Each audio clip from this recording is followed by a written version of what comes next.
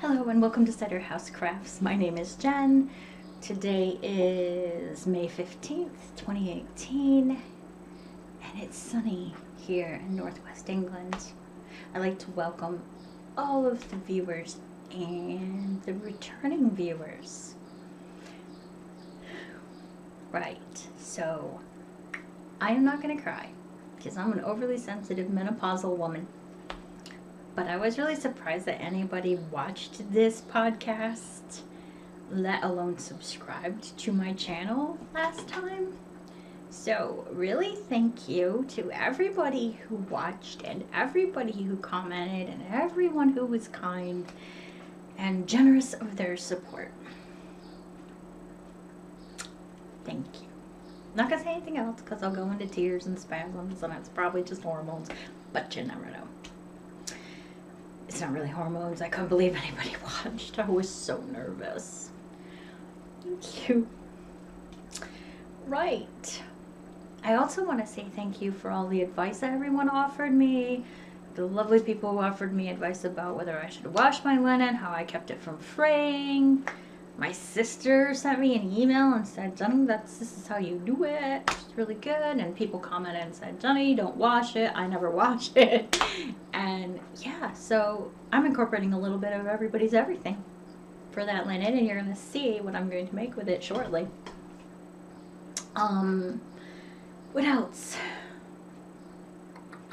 I have to look at my little notebook here. Sorry, everybody.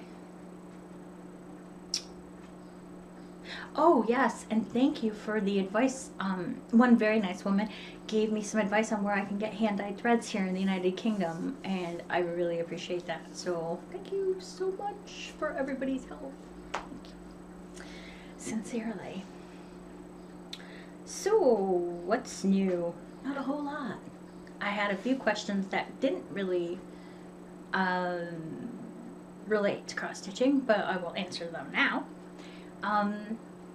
Right, so someone said, where are you from? And I think last time I said where I lived, but I didn't say where I was from. And I grew up in a little town in upstate New York on the eastern shore of Lake Ontario. It was a little town named Copenhagen. And I grew up there. I went to school there. And I spent the first part of my adult life there, and then I met my husband and I moved to the UK. So we live in the northwest of England, outside a city called Preston. So in a little hamlet or borough or whatever they call it here. So yeah, that's where I'm from. It's easy. So yeah. I still have family that live in northern New York. I have two sisters that live in northern New York. So, yeah. I don't often get back. Like, I can't remember the last time I was back, to be honest. I think in 2013 I was there. That was the last time. Right. So, I think that was the only other question. Oh, and I had one woman email and tell me that I didn't fix my face up enough. She was really, really nice. She wasn't mean. She was really, really nice and said, you need to put a little bit more makeup on. So I tried, but yeah. I don't work out of the house anymore. I work from home, and so I really don't have to get dressed or do my hair, clearly, because good God, it looks awful this morning. Or do my makeup. And Maybelline and I have fallen out. And they no longer send me love letters. So disappointed. Shame. Anyway, that was sarcasm. I'm sure everybody got that. I'm in a weird mood because I'm really, really nervous and I'm trying really hard to get into this whole podcasting thing, but please forgive me. I will try to be better. So let's do finished objects. As promised, I have a stick. And I have finished cloth framing my, what I'm calling, spider webs by Amit Kapalton. And I love it done up. I'm sorry, but kudos to everyone who has ever done backstitching in their life. I don't care if you did 3 back stitches, you have done something wondrous. That spider web That took donkey's years. Yeah. It's like, for a knitter, that's like purling. That's like purling. Yeah, nobody wants to do it.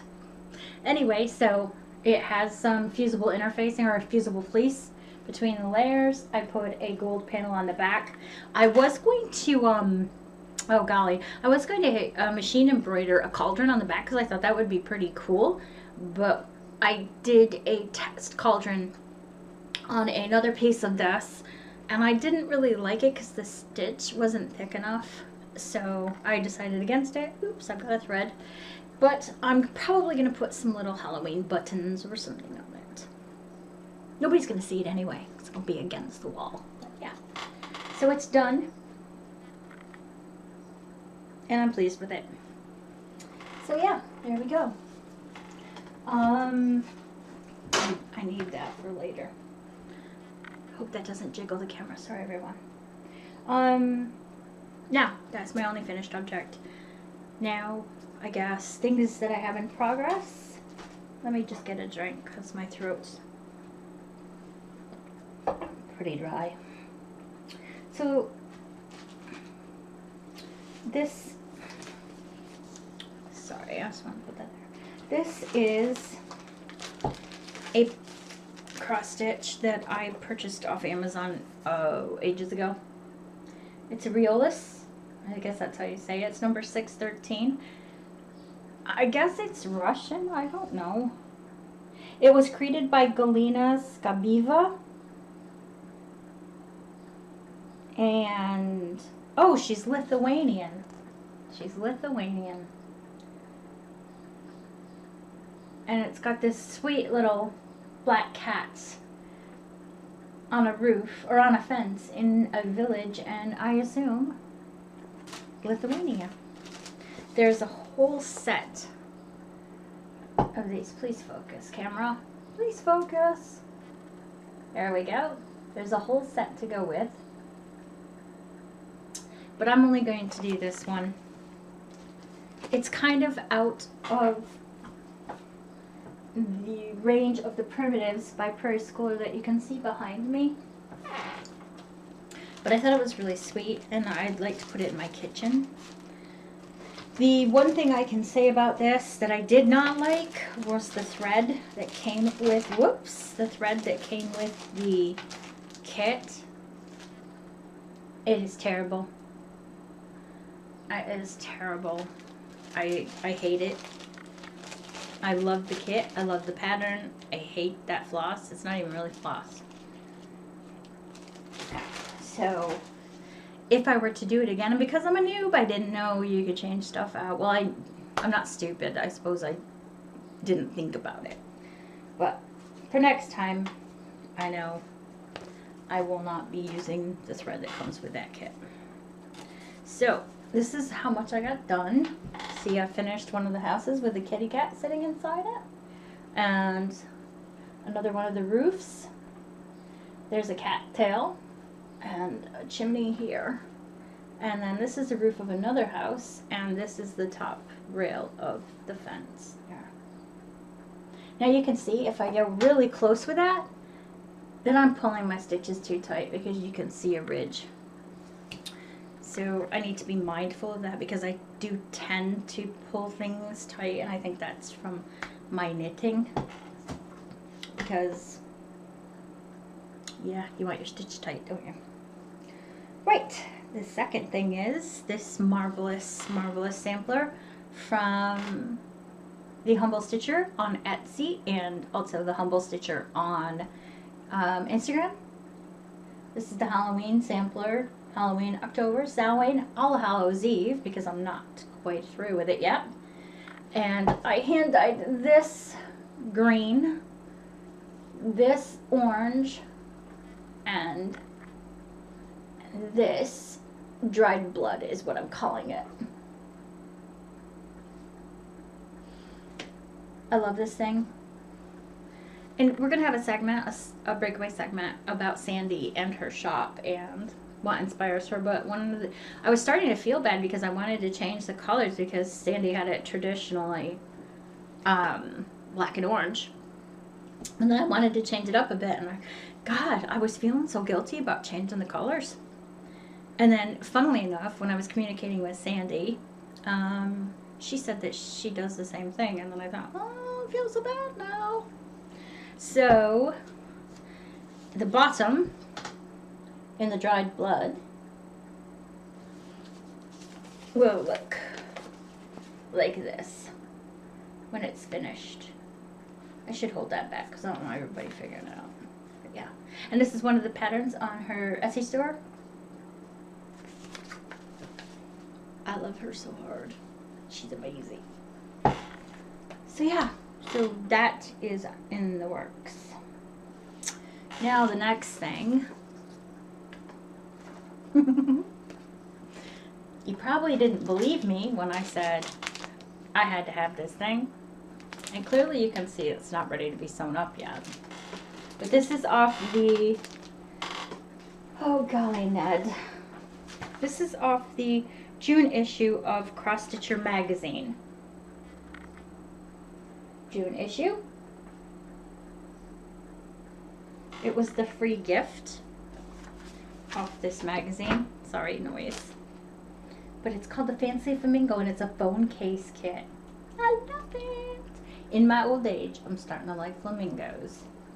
So, I started it. Sorry. And I have a couple things to talk about where this is concerned. First, I love the colors. The pinks are very vivid, and the green is very vivid. This fabric that you just saw there, this stuff is very stiff. Now, please try to remember that. I've just started cross stitching again, and this stuff is painful on my wrists right here because it's too tiny to go into a frame. And if anybody's got any ideas about how to stitch on this inside a frame, let me know. The only thing I could think of was using tearaway fabric and like pinning it down to tearaway fabric and then doing that and then just tearing the fabric away at the back. But yeah, other than that, it's pretty cool. And I can't wait to have it done. So, along with that, the cold that I've been suffering, made use of the Sudafed box, and I put all of the threads in slots, cut the box apart, slid the top, and put the threads in there, and named them for the pattern. There you go. So yeah, that's that. Been busy. Speaking of patterns and magazines, I'm going to scooch a little bit closer here. I had someone ask me a question about where those little pillows, Halloween pillows, which magazine they were in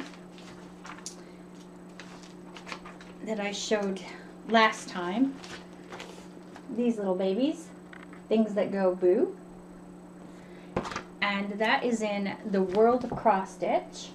And I did write this in the comments below for anybody, but just in case you missed it, it's the World of Cross Stitch. And oops, where are you? It is issue number 246. Okay. So there you go. I got my copy on eBay. Wonderful woman, sent it straight away. She was fabulous. Love her to bits. I will keep going back to that shop. Now, what else? Right. So pipeline. That's all of the works I have in progress right now. I have that all going. I have spinning going and 4 knitting projects going and two crochet projects going. But I'm really, I won't talk about knitting. I'm just going to say cross stitching right now is a better option for me. So, pipeline and stash, I guess, all in one. So last time I showed, sorry if that's Jiggle's camera, sorry, and sorry about the crinkling. Last time I showed this lovely linen that I purchased, this Irish linen. Come on. There we go. There's the Irish linen. My fingernails are no better because I have been back on the garden. and ask people for ideas for what I should do on that. And one very nice person who watched my last podcast said, "Oh, you should do a prairie schooler, da da da da da." Well, between the time that I uploaded the podcast and the time that she made her comment, I had already purchased it. Yay! So it's a prairie schooler, cats, bats, and witches on linen. Now I got this from so-and-so here in the UK. And I really, really, really wanted this so bad. Can you see why I wanted it? Look at him. How happy is he? That man is on a party trip. I love him. They also sent me, so their website's really cool. So I went and said, I would like this. And then on the page for the prairie schooler pattern, cats, bats, and witches, they also had below where you could add the DMC thread for it. So I was like, why not? It was like 70p for a skein of this. So I got all the DMCs with it. Please focus, camera. Do not look into my face. Gosh. I'm gonna hold them so everybody can see them. There we go. So that all came with it. So I'm all set to go. All the lovely comments about, hey, this is what I think you should do with your linen, including my sister who said use painter's tape around the outside so it doesn't fray, and another nice lady who said, hey, you should do this, and another nice lady who said, no, I don't wash your linen, just spray it with a little bit of water, give it an iron, and go. I'm going to take that advice. My second piece of a stash is old stash. It's not really old stash, it's new to me old. I was at a car boot, which is in American terms a flea market. And I've been picking up old frames to refurbish and use for my cross stitches. And I picked this one up on Sunday. Very old. Well, not very old. Probably 1950s. But I'm going to paint it with a flat black. And then I think I'm going to put some of those prairie schooler smaller designs in it. But I need everybody's opinion again. Should I hang it this way? Or should I hang it this way? This frame is actually turned on end. Here's the thing. Obviously it needs a little bit of refurb on the back as well. But anyway, neither here nor there. This way? Vertically? Or horizontally? You decide. So yeah, so I was really happy with that. I'll get that painted up. My husband says he'll fix the back up for me. And yeah, so that's all in my stash. Not smiling very much now, am I? So, right.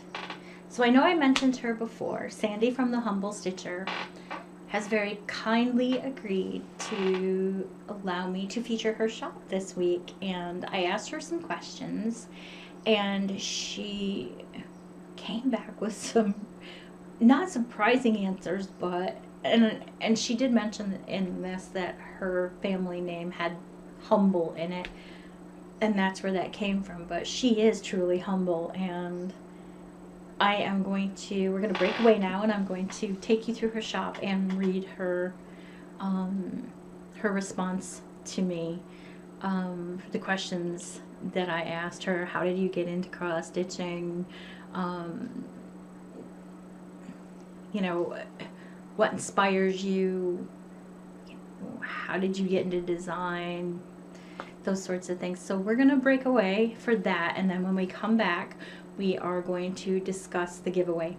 So let's go have a look at Sandy's shop. Hi, well, here we are at the Humble Stitcher Etsy shop. This is run by Sandy Whitlow, who is in California in the US. She is an amazing designer and a wonderful, kind, and sharing woman, and she answered the questions. So basically, I'm going to scroll down through and read what Sandy responded with while you all have a look at her shop. So here we go. Sandy says, I started cross-stitching in the late 1970s, but for the life of me I can't remember what my first cross-stitch piece was or who showed me how to do it. Sorry. Both of my grandmothers were gifted needlewomen, and even though I didn't learn to stitch from them, I credit them both with being my inspiration for loving this craft. My aunt gave me a crewel work needle pillow kit for my high school graduation and a sewing box for one of my birthdays. So I credit her with being the one that really encouraged me to pursue needlework as a hobby. I actually started my stitching journey learning needlepoint and then crewel. I had to finish that pillow kit. But when I discovered cross stitch, that is the one that stuck. I love the relaxing rhythm and making those little X's, and I find it all so soothing. Cross stitch is definitely my therapy. I decided to start designing only a few years ago. Prior to that, I found myself changing other people's patterns to my own liking more and more often. I was a member of an online stitching group back in 2011 when a challenge was given for us to design our own autumn sampler using at least 2 motifs that were designed for us. The rest of the design was up to us. I was more than happy when people actually liked what I came up with, and some even asked if there was a pattern available. It wasn't until around 2014 when the light bulb went off in my head that maybe I should try designing more of my own patterns and see what happened. I am not a trained artist, but it occurred to me that most of the women that created those wonderful early samplers weren't either. So the Humble Stitcher was born. My work is greatly influenced by the pioneer women of America and the wonderful needlework they produced. I try to keep my designs simple, primitive, and not too complex. I want people to relax when they stitch and maybe reflect back to the simpler days when this country was still young. I also love autumn-themed pieces best and probably could create those all year if left to my own devices. One more thing to mention, Humble Stitcher is actually a little play on words. I do have a side of my family with the last name of Humble, and we can trace our lineage back to the time of the American Revolution. And even before, all the way back to when the first German immigrants landed in Pennsylvania back in 1683. Many thanks, Sandy. Hi. That was great, wasn't it? She's a fantastic person. I feel really lucky that she actually responded and that I got to know her through our communications on Etsy messengers. Just great. Sandy, thank you so much. So, Sandy's shop has lots of lovely patterns, as you just saw. And what I would like you to do for the giveaway, because we're going to give away a free pattern, is to go to Sandy's shop and have a scroll through yourself and find a pattern that you really, really like. And if you could comment below and say, this is the pattern I like and this is why I like this pattern. We're going to do a random draw in a fortnight, which is 2 weeks. And we're going to be, one lucky winner will get her choice of patterns for free.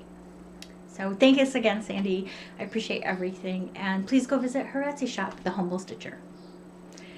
Right. I guess that leads me into what have I been up to?